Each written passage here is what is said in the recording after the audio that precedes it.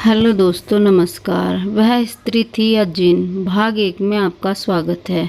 चलिए स्टार्ट करते हैं आज की कहानी। जब से फैक्ट्री में मेरी दूसरी पाली की शिफ्ट ड्यूटी लगी थी, तब से रात्रि में घर जाने में काफ़ी देर हो जाया करती थी। ऑफिस से घर की दूरी यही करीब 1 किलोमीटर की रही होगी। जब तक बहुत ज़रूरी ना हो, रात में घर आने जाने के क्रम में रास्ते में पड़ने वाली सुनसान गलियां, जिनसे होते हुए घर जल्दी पहुंच तो सकता था, पर उन गलियों को पकड़ना मैं पसंद न करता था, क्योंकि एक तो वहां घात लगाकर बैठे चोर उचक्कों का खतरा रहता, तो दूसरी तरफ कुत्ते बहुत भौंकते थे उधर, जिससे मुझे डर लगता था। इसलिए हमेशा पक्की सड़क वाले मुख्य मार्ग से ही घर जाया करता। उस रात हवा बहुत तेज चल रही थी और शायद जोरों की बारिश भी होने वाली थी। रात के करीब 12 बजे हैं। बच्चे भी सो गए होंगे। पत्नी निर्मला भी मेरे बिना खाना नहीं खाती, सो खाली पेट मेरी राह देखती होगी। यही सब सोचते और टिफ़िन बॉक्स हाथ में लटकाए मैं तेज कदमों से घर की तरफ निकल पड़ा। कुछ दूर चलने के बाद आज उस संकरी और कच्ची गली की राह ले लिया, ताकि जल्दी से घर पहुंच जाऊं।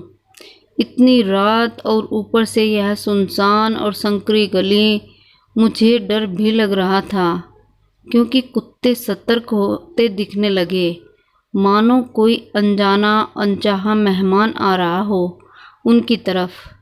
वैसे मानव हो या ये कुत्ते, बिन बुलाए मेहमान किसी को पसंद नहीं आते। अपने इलाके में रात में आने जाने वाले हर एक इंसान को पहचानते हैं ये जानवर। किसी तरह मैं डर डर के आगे बढ़ता रहा। चोरों का ख्याल मन में आते ही मुझे मेरी शादी में मिली वो कलाई घड़ी खोलकर मैंने जेब में डाल ली। सासू माँ की अमानत। वह घड़ी उनकी आन बान शान थी, जिसका कुशल क्षेम वो अक्सर पूछ लिया करती थी, और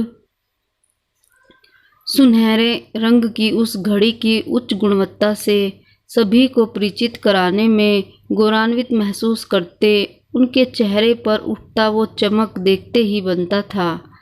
नहीं चाहता था कि मेरी पूजनीय सासू माँ के मन को तनिक भी ठेस पहुँचे। इधर गली में भीतर की ओर बढ़ने पर अब वह संकरी हो चली थी। 2 से 3 आदमी एक साथ आ जाएं तो आगे पीछे होकर चलना पड़ता। फिर सड़क कच्ची भी थी और कहीं कहीं से टूटी फूटी सो अलग। बहुत धैर्यवान होंगे इस गली में रहने वाले, जो इन रास्तों से रोज आते जाते होंगे। मैं महसूस कर रहा था कि 2 चीज़ें इस वक्त तेजी से चल रही हैं। एक तो दिमाग में ढेर सारी बातें, और दूसरे इस गली में मेरे कदम। थोड़ा चलने के बाद एक मोड़ आया, जहां एक मस्जिद पड़ती है। मस्जिद के ऊपर लगे बड़े भोंपू वाले लाउडस्पीकर के अलावा उस अंधियारे में और कुछ भी बड़े ही मुश्किल से दिख पा रहा था। पर मैं महसूस कर पा रहा था कि अब बड़ी अच्छी भीनी सी खुशबू आ रही थी वहाँ। साथ ही ठंड भी अब थोड़ी थोड़ी बढ़ने लगी थी। अपने धुन में मैं अपने गंतव्य की ओर बढ़ता चला जा रहा था। थोड़ा ही आगे बढ़ा था कि पीछे से किसी के कदमों की आहट सुनाई देने लगी। तभी अभी तक कोई तो न था मेरे आसपास। यकायक यह किधर से आ गया? कौन है ये? कोई कुत्ता, कोई चोर, या फिर मेरा भ्रम? डर भी लग रहा था। न लूटना चाहता था मैं, और न ही इंजेक्शन लेने का मन था। इसी डर में मेरे कदम और तेज होने लगे। अभी भी कदमों की वो आहट मेरा पीछा कर ही रही थी। अभी तो यह गली भी खत्म नहीं हुई थी। थोड़ा और समय लगता इसे पार करने में। अब मुझसे रहा न गया और बहुत हिम्मत करके पलटकर देख ही लिया।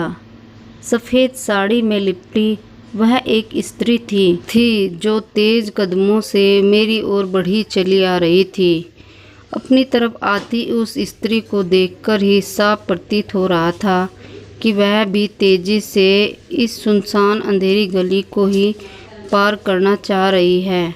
सफ़ेद साड़ी पहने होने के कारण उसे अंधेरे में देख पाना आसान था। अब मुझे थोड़ा इत्मीनान हुआ और शांत मन से आगे बढ़ता रहा। तभी ऐसा महसूस हुआ कि वह स्त्री बिल्कुल मेरे पीछे आकर खड़ी हो गई हो और मुझे आवाज़ दे रही है, थोड़ा रुकिए। मैं पीछे पलटा। सच में वह कुछ कहना चाह रही थी। बड़ी बड़ी आंखें, चेहरे पर अजीब सा तेज, जैसे कोई अप्सरा हो। सफ़ेद साड़ी में खड़ी वह स्त्री अंधेरे को चीरती हुई अपनी एकमात्र उपस्थिति दर्ज करा रही थी। मैंने पूछा, जी कहिए, क्या बात है? जवाब में उस स्त्री ने निवेदन किया कि कृपया साथ साथ चलिए। बहुत अंधेरा होने की वजह से मुझे डर लग रहा है। मैंने सहमति में अपना सिर हिला दिया। अब हम दोनों एक साथ आगे बढ़े जा रहे थे। इतनी रात गए इस सुनसान गली में, वो भी अकेले। घर से बाहर निकलने का कारण मैंने उनसे पूछा, परंतु कोई उत्तर ना मिला। मैं चुप रहना ही बेहतर समझा। कुछ पल के बाद जवाब आया, मेरा घर पीछे मोड़ पर ही है। किसी की ज़िंदगी मौत का सवाल है, इसलिए मुझे अभी निकलना पड़ा। मुझे आप सही आदमी लगे, इसलिए मैं आपके पीछे पीछे हो ली। किसी अनजान पर इतनी रात में भरोसा करने की बात सुनकर थोड़ा अजीब लगी, पर कभी कभी ज़रूरत पड़ने पर ऐसा करना पड़ता है। मैं समझ सकता था और हम लोग साथ साथ आगे बढ़ते रहे। तभी उस स्त्री ने अपना हाथ मेरी ओर बढ़ाया। उसके हाथों में एक चमकती हुई अंगूठी थी। यह क्या है? मैंने पूछा। स्त्री ने जवाब दिया, इसे आप पहन लीजिए, आपके काम आएगा। यह आपको डर से ऊपर ले जाएगा और बुरी ताकतों से बचाएगा। उन्हें साफ साफ इनकार करते हुए मैंने खुद को उस अंगूठी से दूर किया और थोड़ा पीछे खिसक गया। देखिए, ऐसा है कि मैं इन बातों में यकीन नहीं करता, अतः आप कृपया करके इसे दूर रखें मुझसे। मैंने बेरुखी पूर्वक जवाब देकर उस अंगूठी को लेने से साफ इनकार कर दिया। मैंने एक बात गौर किया कि मेरे इतने बेरुखी रवैये के बाद भी उनका चेहरा बिल्कुल शांत था और इतने बेरुखीपूर्ण अस्वीकृति से वह थोड़ा भी विचलित नहीं हुई। मुझे पता नहीं क्यों ग्लानि भी हो रही थी, पर मैं जानता था कि मैं जो भी कर रहा था सही कर रहा था। गली भी अब ख़त्म होने को थी और पक्की सड़क में अपने सामने देख सकता था। तभी वह स्त्री रुक गई और मुझसे आगे बढ़ते रहने के लिए कहा। कुछ ज़रूरी वस्तु छूट गई है, इसलिए उसे वापस जाना पड़ेगा। स्त्री ने मुझसे जाने को कहा और खुद वापस लौटने लगी। मैंने उसके साथ चलकर उसे घर तक छोड़ने की बात कही तो शुक्रिया कहते हुए उन्होंने मना कर दिया। तब एक दूसरे को अलविदा कहते हुए हम अपने अपने गंतव्य की ओर बढ़ चले। घर आकर हाथ मुंह धोया। मेरा पूरे बदन दर्द से दुख रहा था और बुखार भी था, शायद हल्का हल्का। निर्मला भी मुझे देखकर जाग गई थी। मुझसे खाना खाने के लिए पूछी तो मैंने मना कर दिया और उसे खा लेने को बोलकर लेट गया और लेटते ही न जाने कब नींद आ गई पता ही नहीं चला। अगले दिन फिर अपनी दिनचर्या शुरू हो गई। तड़के तड़के उठकर सुबह का व्यायाम, नहा धोकर बेटे को विद्यालय पहुंचाना, नाश्ता करके फिर ऑफिस को भागना, काम के दबाव से कब सुबह से दोपहर हो गई पता ही नहीं चला। मेरे सहकर्मियों ने खाना खा लेने को कहा। हम लोग आपस में बतियाते हुए खाना खाने लगे। बातचीत के क्रम में सामने वाले की अंगूठी देख मुझे बीती रात की घटना याद आ गई। बीती रात की घटी सारी घटना मैंने उन लोगों को बताई। फिर क्या, सबको खिंचाई करने का जैसे बहाना मिल गया हो। तुम इतनी स्मार्ट हो ही, तुमसे सगाई करना चाहती होगी, गिफ्ट समझकर रख लेते, आदि तरह तरह की बातें करने।